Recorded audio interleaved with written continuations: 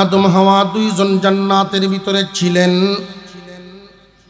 যেই দিন আমাদের আদি পিতা আদি মাতা আদম হাওয়াকে জান্নাত থেকে বের করা হয়, ওই দিন আল্লাহ কি বলেছিলেন, কি বলে বের করেছিলেন? দলিল খুঁজতে হবে, জান্নাত কোন দিকে আছে, সূত্র তো বের করতে হবে। চাপার জুড়ে বললে হবে না, দলিল তো লাগবে। আল্লাহ বলেন, কুলনা বিতু মিনহা জামিআ। রে আদম হাওয়া, তোমরা সব নিচে নেমে যাও। জান্নাত থেকে বের করার সময় আল্লাহ যদি বলতেন বের হয়ে যাও, এটার অর্থ হইতো একরকম। যেহেতু আল্লাহ বলেছেন তোমরা সব নিচে নেমে যাও, এটার অর্থ হইছে আর একরকম। যেহেতু নিচে নামার কথা বলছেন, অটোমেটিক বোঝা যায় জান্নাত কোথায়, কোন দিকে আছে। বুঝাইছে নি? নিচে নামার কথা বলছেন, আদম হাওয়া দুজন নিচে নামছেন দুনিয়া নামক জায়গা। এই যে নিচে নামলেন, জান্নাত উপরে আছে। কতটুকুন উপর নিচ, কতটুকুন দূরত্ব এখন দেখব মিলাইয়া। যদি দেখা যায় 1000, 2000, 5000 বা 1 লক্ষ 2 লক্ষ মাইল দূর, তাহলে এই সলুকাবাদ পাশের আরেকটা গ্রামের সাথে মিলা 2 গ্রামে 2-3 হাজার মানুষ হবেন। জায়গা জমি সহায় সম্পদ যা আছে, গরু বাছুর সহ সব বেচা বিমান 2টা কিনিয়া 2 বিমান দিয়া 2 লক্ষ মাইল উপরে উঠলেই তো শেষ। সবচাইতে আশ্চর্যের ব্যাপার হবে, 1 লক্ষ 2 লক্ষ মাইল দূরের ভিতরে যদি হয়, এর মধ্যে যদি থাকে, আমাদের আগে বেঈমানরা পৌঁছে যাইব জান্নাতে। কারণ বিমান রকেট মুসলমানের কাছে বেশি না বেঈমানদের কাছে বেশি? এখন কি করা, কতটুকুন উপরে সেটা আগে হিসাব মিলাই। আমার ভাই, আমরা আসমানের দিকে তাকাইলে সর্বপ্রথম দেখতে পাই বেশি আলোকিত সূর্য। এই সূর্যটা পৃথিবী থেকে 13 লক্ষ গুণ বড়। 13 লক্ষ গুণ বড় সূর্য। 1-2 গুণ না, 100-200 গুণ না, 1000-2000 গুণ না, 1 লক্ষ 2 লক্ষ না, 13 লক্ষ গুণ বড় দুনিয়া থেকে সূর্য। এত বিশাল আকারের সূর্য বলের মতো দেখা যায়, ঠিক না বেটি? কারণ কি? যেই বস্তুটা যত দূরে হয় দেখতে তত ছোট লাগে।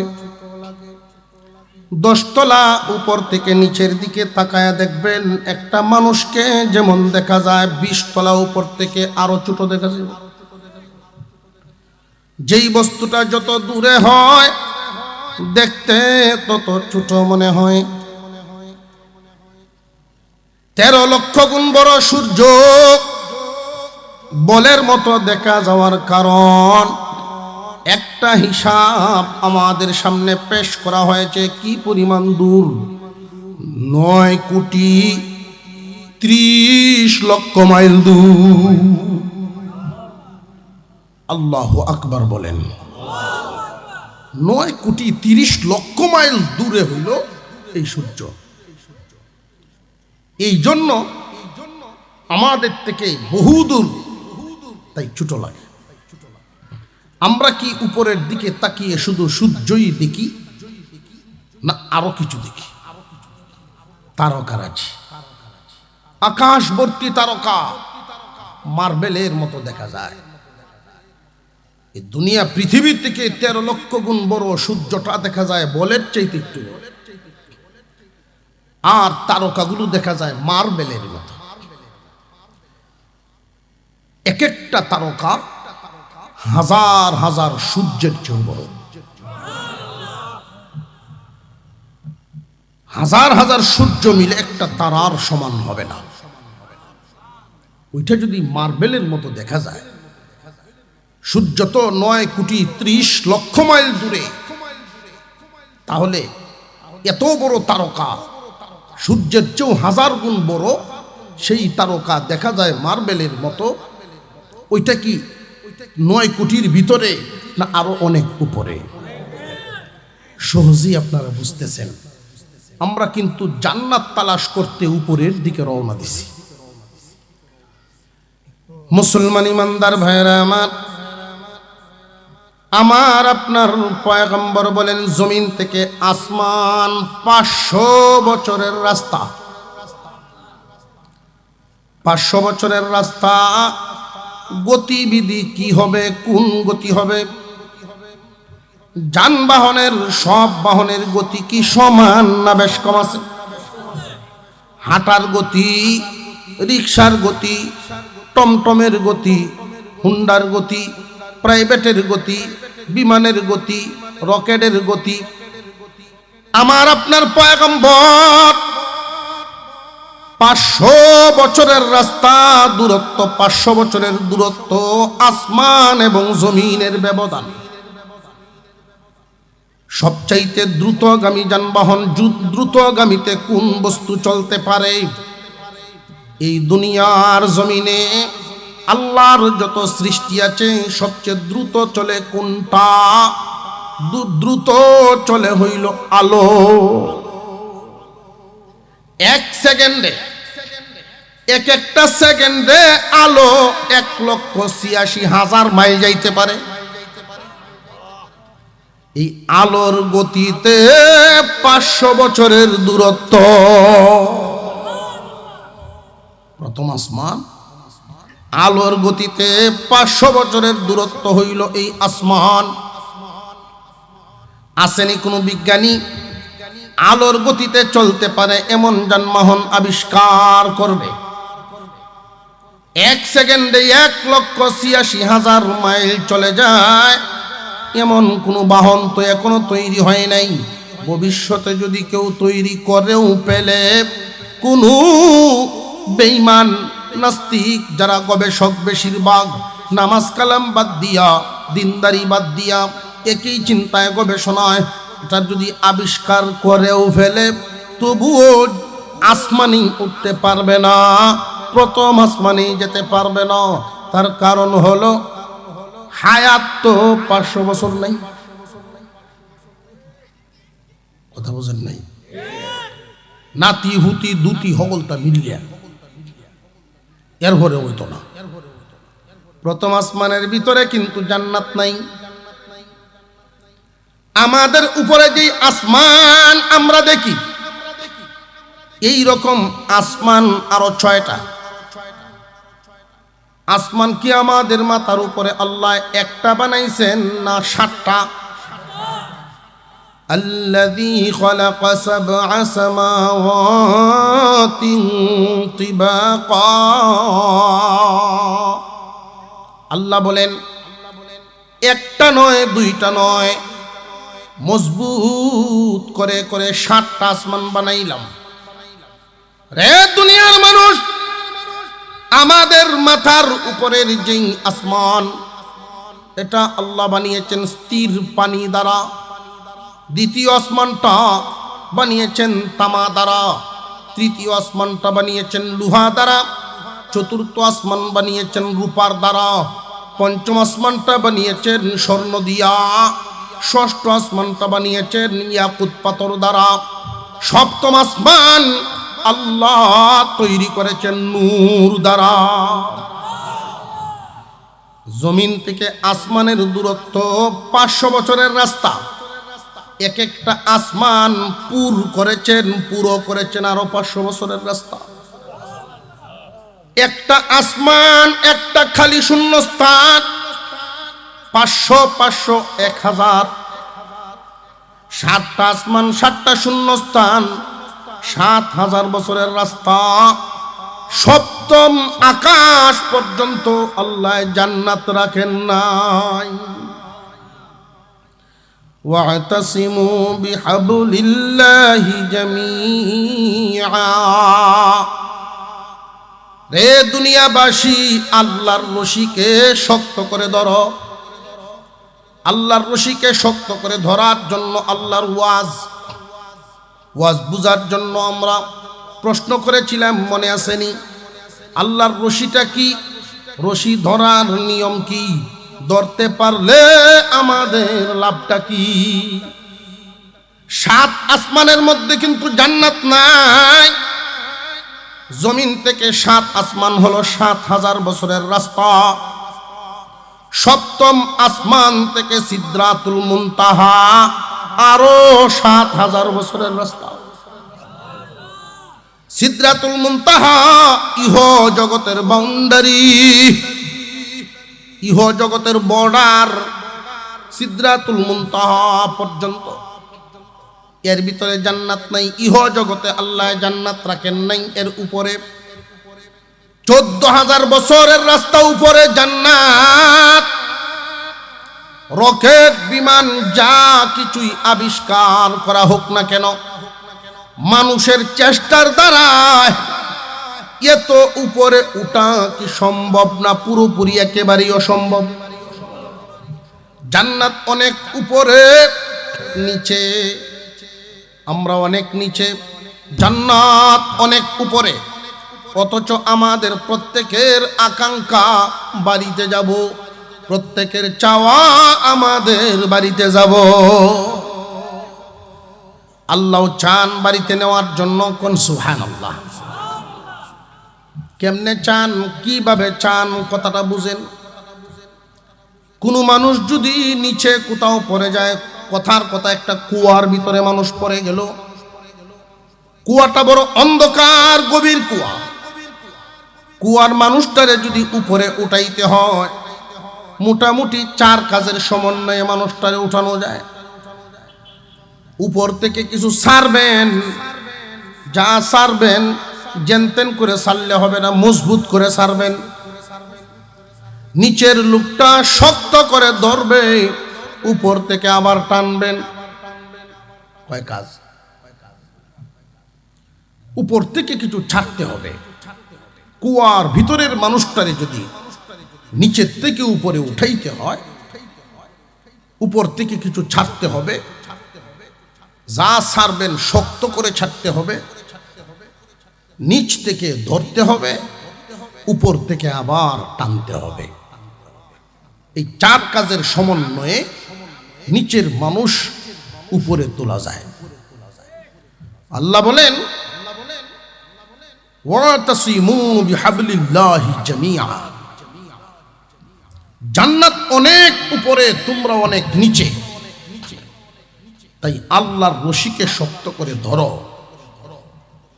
তোমরা নিচে, জান্নাত উপরে।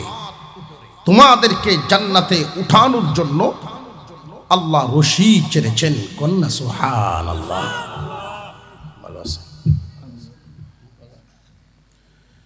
আল্লাহ বলেন, এই 4 কাজের সমন্বয়ে নিচের মানুষকে উপরে উঠানো যায়। ও দুনিয়াবাসী বান্দাবান্দি, 4 কাজের 3টাই করলাম আমি, একটা করবা তুমি। রশি ছাড়লাম আমি, শক্তও করলাম আমি, দরবায় শুধু তুমি, টান দিয়া উঠাইব আমি। তোমাদের কোনো কিছু আবিষ্কারের মাধ্যমে, বিমান, রকেট, যা কিছু আবিষ্কার করো না কেন, তোমাদের আবিষ্কারের দ্বারা জান্নাতে আসতে পারবা না।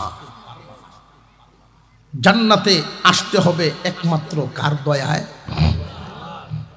আল্লাহর দয়া করে তিনি ছেড়েছেন। আল্লাহর দয়া, সেই দয়াটা তিনি রশি বলে উল্লেখ করে তিনি ডাক দিলেন, ওয়াতাসিমু বিহাবলিল্লাহি জামিআ। রে দুনিয়াবাসী, আল্লাহর রশিকে শক্ত করে ধরো। প্রশ্ন করেছিলাম, রশিটা কি? রশি ধরার নিয়ম কি? ধরতে পারলে লাভটা কি? লাভ বুঝে আইছেনি আল্লাহর রশি ধরবে যারা জান্নাতেতে উঠবে তারা।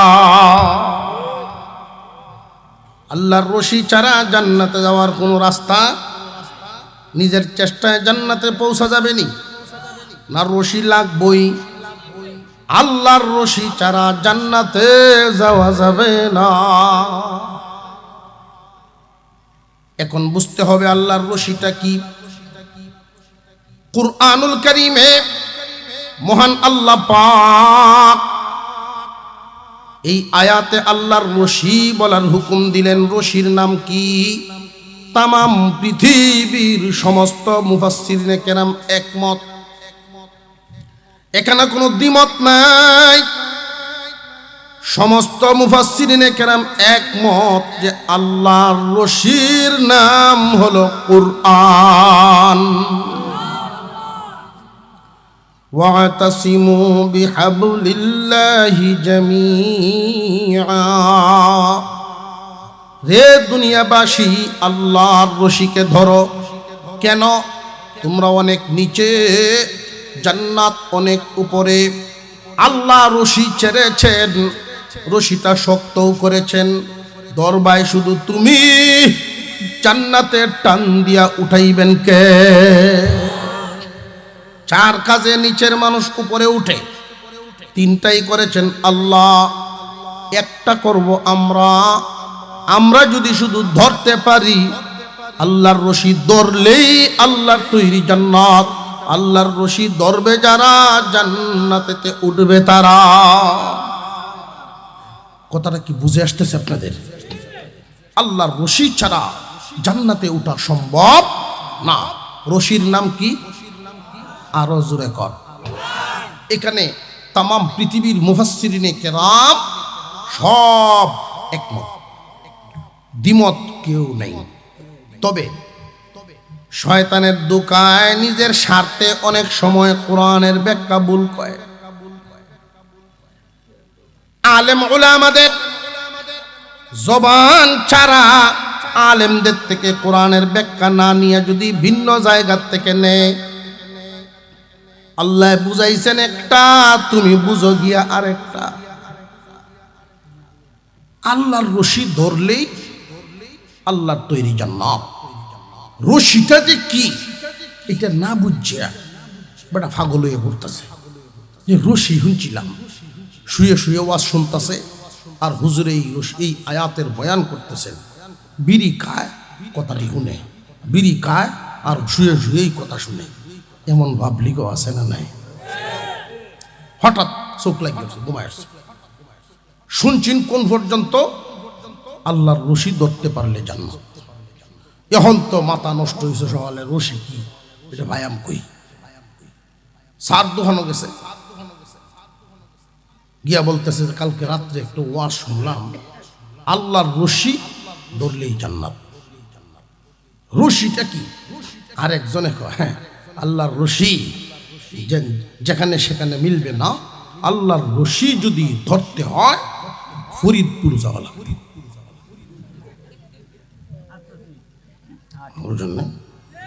জান্নাতের দরজা 8টা, রশিও 8টা। সাতের গ্রাম আছে একটা, সাতরশিয়া। আটরশিয়া, সাতের দইল সাতরশিয়া। হেঁটে ধরলে জাহান্নাম 7টা, হ্যাঁ 7টা। এই বুঝি আল্লাহর কোরআনের বুঝ, এটা এই ওয়াজ। আল্লাহ বুঝাইছেন কি আল্লাহর রশি বলে, আর মানুষে বুঝে কি, মানুষকে বুঝায় কি নিজের স্বার্থে। আল্লাহর রশি বলে কি 8 রশি বুঝাইছেন, না আল্লাহর রশি বলে কোরআন বুঝাইছেন। ছোট বাচ্চারা নিয়ে গেছে ডাক্তারের কাছে, পাতলা পায়খানা, আদা মরা। 2-3 বার পাতলা পায়খানার বমি করলে বাচ্চা এমনি আদা মরা। ডাক্তার বলছেন আরো আগেই আনার প্রয়োজন ছিল, নেন সিরাপ একটা দিলাম, এটা নিয়মিত খাওয়াবেন 3 বার। তবে খাওয়ানোর আগে ভালোভাবে জাকিতে নিয়ে। অর্ধেক রাস্তা আইসা বাচ্চার মা তার বাচ্চার বাবাকে জিজ্ঞাসা করে, স্যার যে বললো জাকি দেওয়ার কথা, তুমি কি বুঝছো? কয় আমি তো বুঝছি যে আমি ধরাম আত তুই ধরবে ভাও ধরে একটা জাকি দিব আগে, এরপরে এক চামচ ওষুধ খাওয়াই। যেই মাত্র জাকিরে শুধু দিছে, বোতলের মুখ খুলছে না, হইলা জাহিতেই বাচ্চার মারা গেছে। ডাক্তারের বিরুদ্ধে পরের দিন মিছিল, কি পদ্ধতি দিল, কি ওষুধ দিল, খাওয়ানোর আগে মরে গেছি। জাকিরে এগুলোই ধরল না, কি জাকি বলছে ওষুধ খাওয়ানোর আগে জাকি দেন। বাচ্চাটারে হাত দূরে জাকি দিছি, মরে গেছি। কয় রে কিশোর মনাস করছে। স্যার তো ঠিকই বলছেন, বোতল জাকি দিতা বলছেন, বোতল, বাচ্চা জাকি না। ভুল বোঝার কারণে গেল বাচ্চার জান, তোমরা ভুল ব্যাখ্যা নেওয়ার কারণে যাইব ইমান। খুব সাবধান। আল্লাহর রশির নাম আরো জোরে কোন, আল্লাহর রশির নাম কুরআন। মুসলমান ইমানদার ভাইরা আমার, আল্লাহ পাক রব্বুল আলামিন রশি ছেড়েছেন, রশিটা শক্ত করেছেন। কুরআনুল কারীমে কোনো ভুল আসেনি, সন্দেহ আসেনি। কোরআনে কোনো ভুল নাই, মজবুত। ছেড়েছেন কে? কোরআন নামক রশি ছেড়েছেন আল্লাহ, শক্ত করেছেন, নির্ভুল করেছেন আল্লাহ। দরবা শুধু তুমি টান দিয়া উঠাইবেন তিনি। এখন প্রশ্ন হলো, কুরআনুল কারীমকে আল্লাহ রশি বললেন কেন? নিচের মানুষকে উপরে উঠানোর জন্য যা ছেড়েছেন, এটাকে রশি কেন বললেন? মইও তো বলতে পারতেন। প্রশ্ন জাগে না জাগে না? তাফসীর মাহফিল তো এই জন্য এইভাবে বলতে হয়, তাফসীরি হাইসিয়ত বলতে। আল্লাহ তো রশি না বলে মইও বলতে পারতেন। মই দিয়া নিচের মানুষকে উপরে উঠানো যায় না যায় না? মহান আল্লাহ পাক মই না বলে রশি বলার কারণ হলো, নিচের মানুষকে উপরে উঠানোর জন্য যদি মই ছাড়ে, আর সেই মই তার কাঁধে লাগলে, মানুষটা যদি জোয়ান হয় আঘাতটা হয়তো সহ্য হইতে পারে, কিন্তু বুড়ো হইলে, কথা বুঝে আসতেছে, বুড়া হইলে আঘাত পেয়ে মাথা গোড়ান্ত হইল তারে, পরে আর উঠবো কেমনে? শিশু বাচ্চা হলে, শারীরিকভাবে দুর্বল হলে এই আঘাতটা, এই মইয়ের বহন সহ্য করতে নাও পারে, যদি তার কাঁধে পড়ে, মাথায় পড়ে, বহন করতে পারবে না।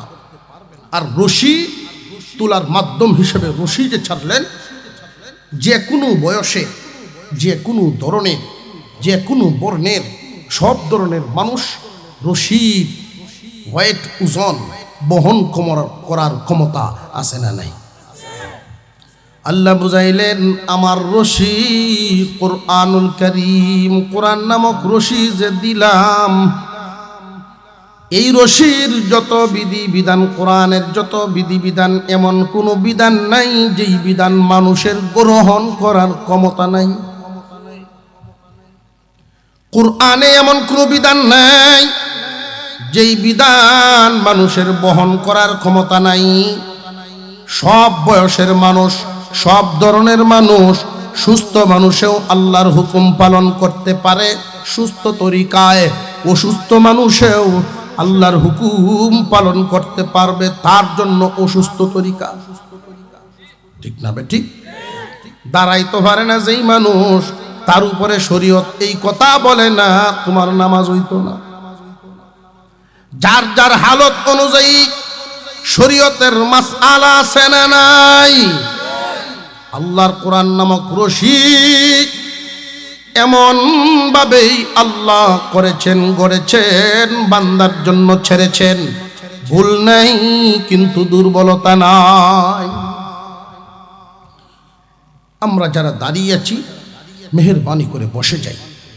অনেক ফাঁকা জায়গা সামনে, ফাঁকা ফাঁকা জায়গা এখনো আছে, ইচ্ছা করলে তো আমরা বসতে পারি। আমরা প্রত্যেকের সামনের ফাঁকা জায়গা বন্ধ করতে পারি? মেহেরবানি করে 2 মিনিটের জন্য মর্দে মুজাহিদ যুবক ভাই যারা আছেন আল্লাহু আকবার বলে দাঁড়ায় যান তো দেখি। দাঁড়াইতে পারেননি? দাঁড়ায় যান দেখি কে কে দাঁড়াইতেছে। মাশাআল্লাহ মাশাআল্লাহ আলহামদুলিল্লাহ। প্রত্যেকেই বিসমিল্লাহ বলে সামনের দিকে 2 কদম আগায় যান। যাদের সামনে 2 কদম আগুনের মতো সুযোগ আছে আমাদের দিকে চলে আসেন, সামনের দিকে আসেন। মাশাআল্লাহ, নারে তাকবীর, নারে তাকবীর। এখন আবার বিসমিল্লাহ বলে বসে পড়েন। দেখেন কি পরিমাণ জায়গা ফাঁকা বাইরে গেছে, পিছনে খালি কি লাগা তুই করো এমনি টানাম যে একটু আঁকবেন সেই শ্রেয়ার কত কোনাইব সেই শ্রেয় তো চায় না। দেখেন অর্ধেক মাঠ খালি গেছে। আল্লাহ কবুল মঞ্জুর করে বলুন আমিন। ওয়াতাসিমু বিহাবলিল্লাহি জামিআ। রে দুনিয়াবাসী, আল্লাহর রশিকে শক্ত করে ধরো। প্রশ্ন করেছিলাম আল্লাহর রশিটা কি? বুঝে থাকলে বলেন রশি কি? এক জবানে একসাথে উঁচা আওয়াজে বলেন আল্লাহর রশির নাম কি? রশি ধরার নিয়ম বাকি রইল। রশি ধরলে লাভটা কি? আল্লাহর তৈরি জান্নাত। রশির নাম কুরআন, ধরবে যারা জান্নাত। রশির নাম কুরআন, ধরতে পারলেই আল্লাহর রশি ধরবে যারা জান্নাতেতে পৌঁছবে তারা। এই রশি ধরবে না যারা জান্নাতেতে পৌঁছবে না তারা। এখন হলো ধরার নিয়ম বাকি। ধরার নিয়মটা কি? সব ধরা একরকম না, ধরায় ধরায় বেশ কম আছে। কুরআনুল কারীম যেহেতু আল্লাহর রশি, কেউ যদি মনে করে মসজিদে কোরআনের কপি আছে, প্রায় বাড়ি বাড়িতে আছে, বা দোকান থেকে 150 টাকা দিয়া একখানা কপি আইনা যদি মজবুত করে ধরলেই জান্নাতে যাওয়া যায়, তাহলে না হয় সকাল বিকাল 1-2 বার করে ধরলাম। এই ধরা সেই ধরা না। গান শিখায় গানের মাস্টার, 3 মাস পরে কয় আপনার ছেলে শিল্পী হতে পারবে না। গানের মাস্টার আছে না নাই? শহর প্রায় বাসাতেই রাখা আছে। সপ্তাহে 3 দিন ক্লাস, 5000 বেতন। আর কোরআন শরীফ পড়ায় যে হুজুরে মসজিদের ইমাম মুয়াজ্জিনে হাবিব সাহেব, সপ্তাহে 6 দিন বেতন 600। এটা 3 মাস বাহি। আবার জিগায় হুজুর শুক্রবারে আইন না, কিন্তু বরকতের দিন কি তাও নেমে। সপ্তাহে 3 দিন গান শিখায়, 5000 বেতন। জেনে রাখবেন, যেই জাতির কাছে কোরআনের দাম কমে যায়, আল্লাহর কাছে তাদের দাম কমে যায়। দ্রব্যমূল্যের দাম কমতো, নিজের দাম নিজেরা কমাইলাম, কোরআনের দাম দেই না, জিনিসের দাম কমবো কেমনে? রিজিক দেওয়ার মালিককে। মুসলমান ইমানদার ভাইরা আমার, সব ধরা একরকম না, ধরায় ধরায় বেশ কম আছে। আমার ছেলে শিল্পী হইতে পারবে না, কারণ কি? সুর ধরতে চিনে না, সুর ধরতে পারে না। ছাত্র কয় স্যার আপনি তো একদিনও কইলেন না সুর ধর, আর কয়টা দিন সুযোগ দেওয়া। পরের দিন আয়া যখন স্যারের টান দিয়া, বেলার টান দিয়ে হ্যাঁ সুর ধর, এমনি গলার টিভাতে ধরছে। গলার টিভা দিলে মানুষ দুর্বল হয়ে যায়। স্যারে তোমার থালা রাইতেছে, মনে হচ্ছে দরাটা উইছে না, একটি ভাই সার মারিয়েছে। ধরায় ধরায় বেশ কম আছে। সুর ধরা কি গলার টিভাতে ধরো না? এই সুরটার সাথে মিলানি হলো ধরা। আল্লাহর কালাম, আল্লাহর রশি ধরার নিয়ম। ওয়াতাসিমু বিহাবলিল্লাহি জামিআ। রে দুনিয়াবাসী, আল্লাহর রশিকে শক্ত করে ধরো। রশির নাম কুরআন। ধরতে পারলে জান্নাত, ধরার নিয়ম শক্ত করে ধরতে হবে। শক্ত করে যদি কোনো কিছুতে ধরতে হয়, হাতের কয় আঙ্গুল লাগে? আরো জোরে কোন? 5টা আঙ্গুল দিয়েই মজবুত করে ধরতে হবে। খুব খেয়াল করেন আঙ্গুলগুলোর দিকে, কিভাবে আল্লাহর কালাম, আল্লাহর রশি ধরবেন। 1 নাম্বার আঙ্গুলটার নাম ঈমান, 2 নাম্বার আঙ্গুলটার নাম হলো ইবাদত, 3 নাম্বার আঙ্গুলটার নাম মুআমালাত, 4 নাম্বার আঙ্গুলটার নাম মুআশারাত, 5 নাম্বার আঙ্গুলটার নাম হলো আখলাক। এই 5 আঙ্গুল দিয়া 5টা বিধান খুব ভালো করে বুঝেন। 1 নাম্বার আঙ্গুলটার নাম কি? আরো জোরে কর। জামডি মাইরে বয়ে তো লোকটি।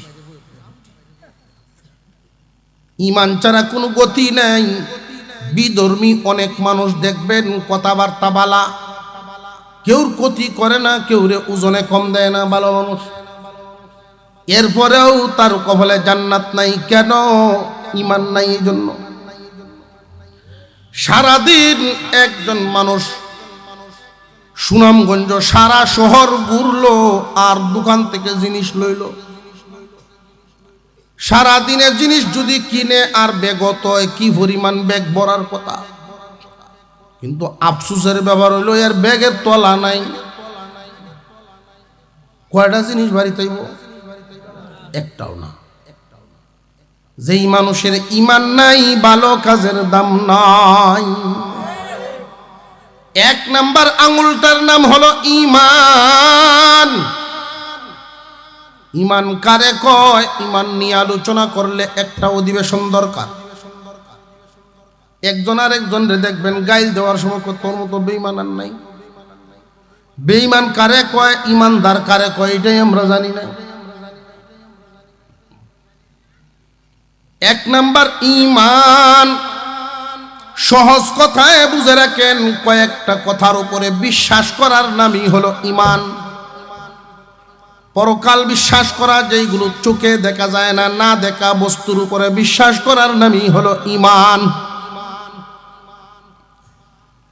আল্লাহ রাব্বুল আলামিনের উপরে বিশ্বাস করা, ফেরেশতাদের উপরে বিশ্বাস করা, আসমানি কিতাবের উপরে বিশ্বাস করা, রসুলের উপরে বিশ্বাস করা, উনি যে শেষ নবী, শেষ রসুল, উনার পরে নবী নাই, এই কথাগুলো মনে রাখবেন। এটা বিশ্বাস করা। তকদিরের ভালো মন্দ কার পক্ষ থেকে? বিশ্বাস রাখতে হবে। দুনিয়ার জমিন থেকে গেলে কবরের জগৎ বলতে আলমে বরজখ একটা স্টেশন, এটা বিশ্বাস করা। হাসরের মাঠে দাঁড়াইতে হবে, ফয়সালার পর জান্নাত এবং জাহান্নাম 2 থেকে যে কোনো একটা হবে, এটা বিশ্বাস করা। এই কথাগুলো একটাও চোখে দেখি নাই, বিশ্বাস করতে হবে, কোনো সন্দেহ নাই। এটার নাম ঈমান। বিশ্বাসটার নাম ঈমান। 2 নাম্বার আঙ্গুলের নাম ইবাদত। মুসলমান ভাইয়েরা খুব ভালো করে মনে রাখবেন, আমি যেই 5টা বিষয় 5 আঙ্গুলের সাথে মিলাইলাম, এক একটা বিষয়ে আলোচনা, এক একটা অধিবেশন দরকার। সংক্ষিপ্ত আকারে মনে রাখবেন কথাগুলো। ইবাদত বলতে কি বোঝায়? ইবাদত কাকে বলে? কোন ইবাদত কবুল হবে? আদম আলাইহিস সালাম থেকে নিয়ে কিয়ামত পর্যন্ত যত মানুষ এসেছেন, আরো আসবেন, সমস্ত মানুষগুলো আল্লাহ বানাইছেন ইবাদতের জন্য। ওয়ামা খালাকতুল জিন্না ওয়াল ইনসা ইল্লা লিয়াবুদুন।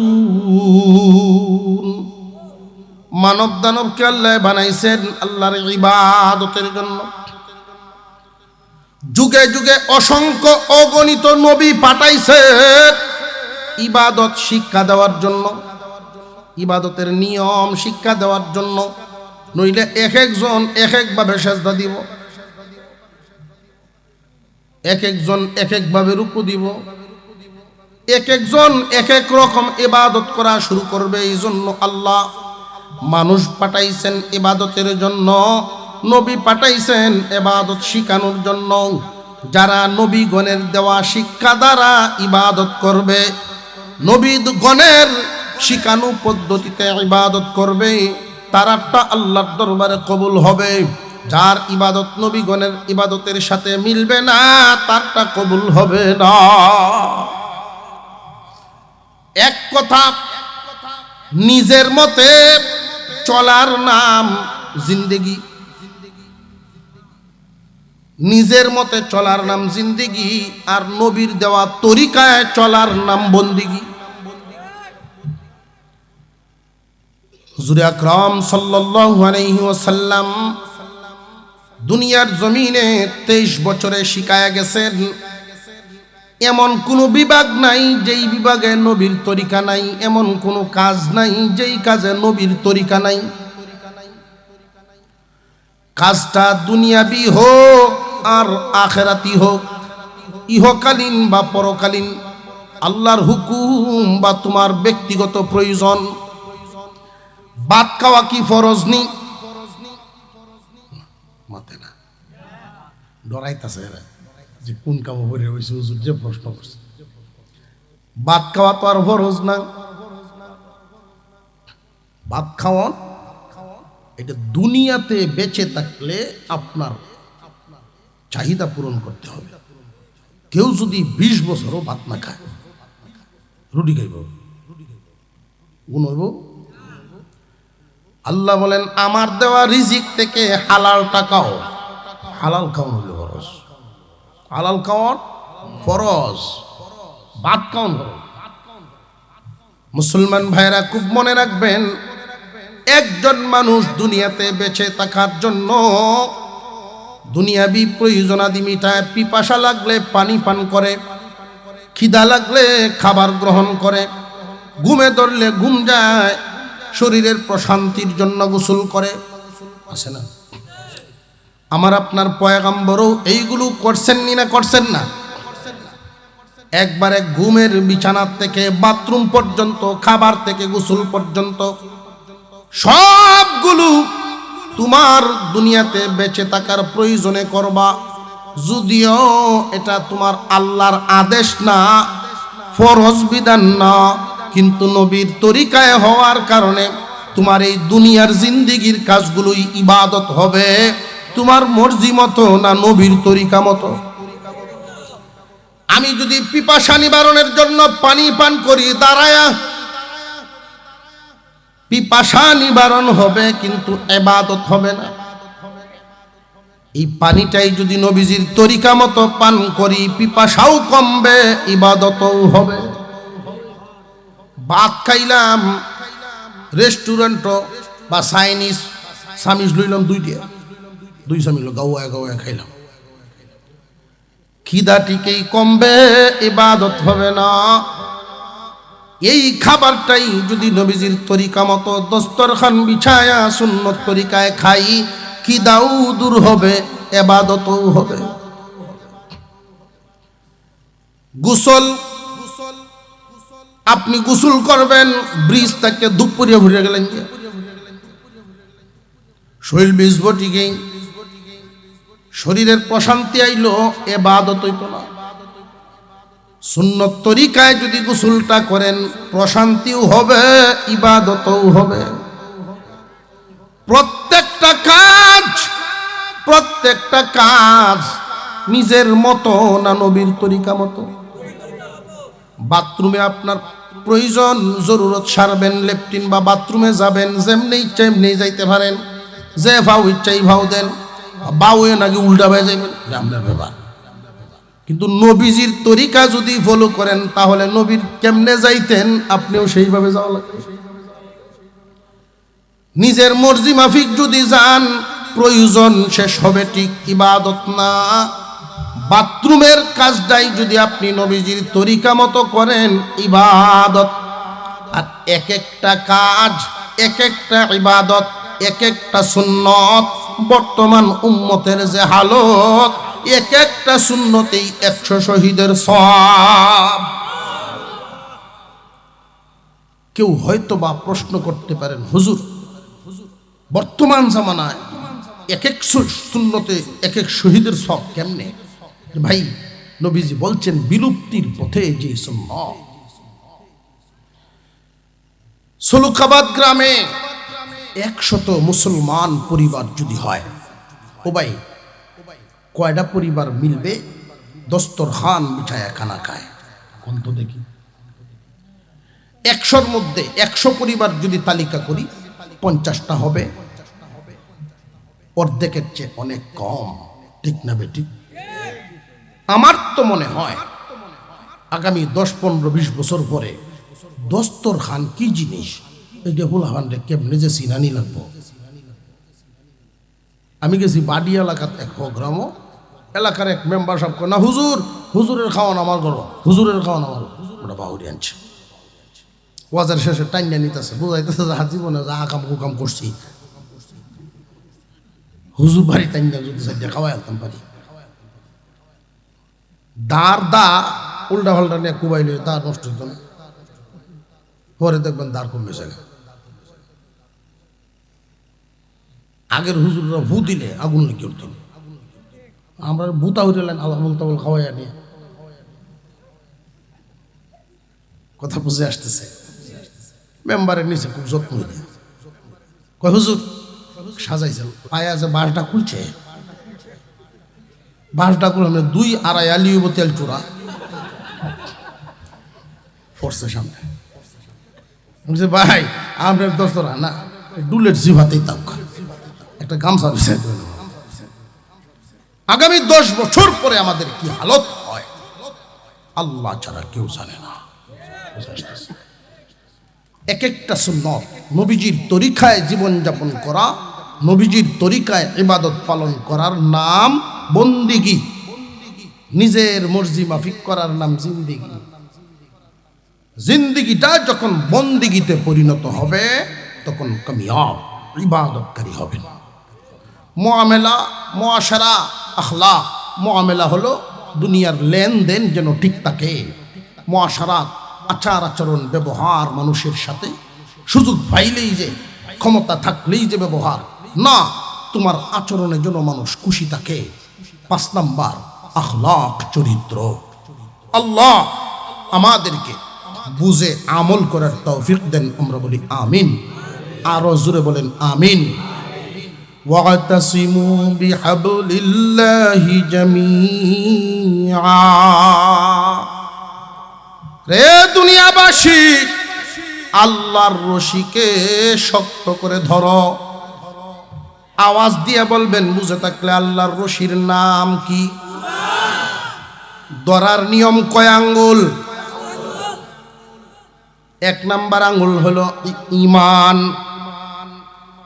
আল্লাহর রশি ধরলে ঈমান, ইবাদত, মুআমেলাত, মুআশারাত, আখলাক 5 আঙ্গুল দিয়ে ধরবেন। আল্লাহর রশি ধরবে যারা, লাভটা কি? জান্নাত। সুবহানাল্লাহ। আল্লাহ যেন আমাদেরকে সারা জিন্দেগি ভর মরণ পর্যন্ত আল্লাহর কোরআনের সাথে কোনো না কোনো ভাবে লাগায়া রাখেন।